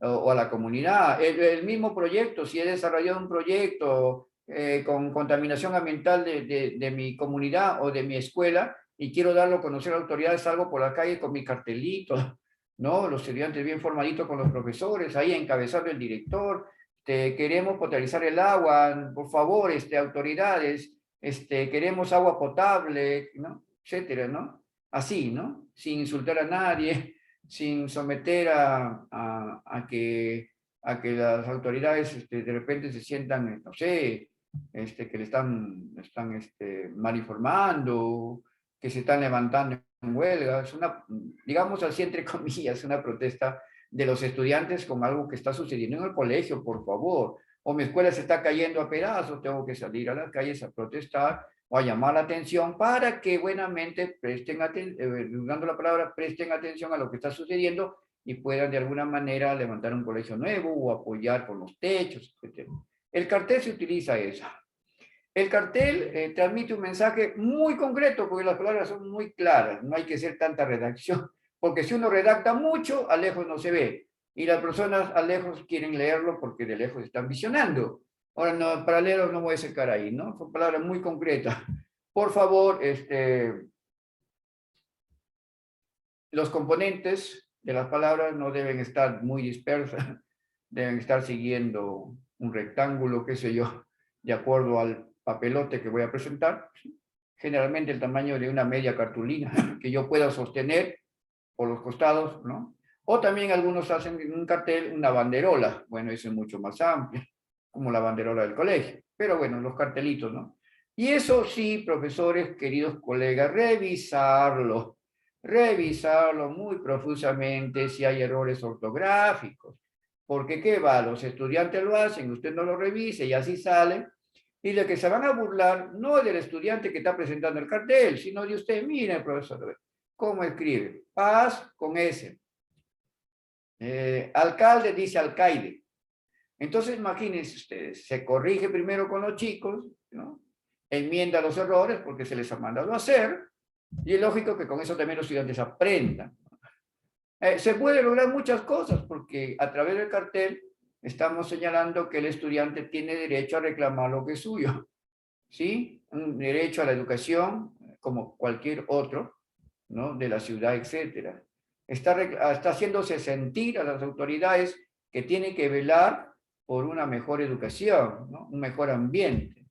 Tienen el derecho a realizar una crítica reflexiva desde su punto de vista, en el cual está señalando qué es lo que le falta, qué es lo que está atormentando, qué es lo que no está de acuerdo o qué es lo que en su escuela falta. Eso es importante de un cartel. ¿no? Pero debe estar distribuido de manera equilibrada, ¿no? Que se lea, ¿no? Tampoco letras muy altisonantes, ni tampoco letras gigantes, tan grandes que ya suena ya demasiado a la visión, sino normal el tamaño, se le señala al estudiante el tamaño del cartel, etc. En cuartel pueden ir muchas cosas, pueden ser informativos, se puede pegar en las paredes del colegio, como es el ejemplo de la diapositiva, ¿no? O formativos, que tienen la finalidad de generar conocimiento de valor y actitudes, que puede ser a través de un tríptico puede ser un cartel, ¿sí? Un tríptico puede ser un cartel. Muy bien, estimados colegas, esto ha sido todo por el día de hoy. Para mí, en verdad, sé que hay muchos colegas que se han conectado tempranamente, pero por problemas de Wi-Fi y Internet, en toda la selva tienen este problema.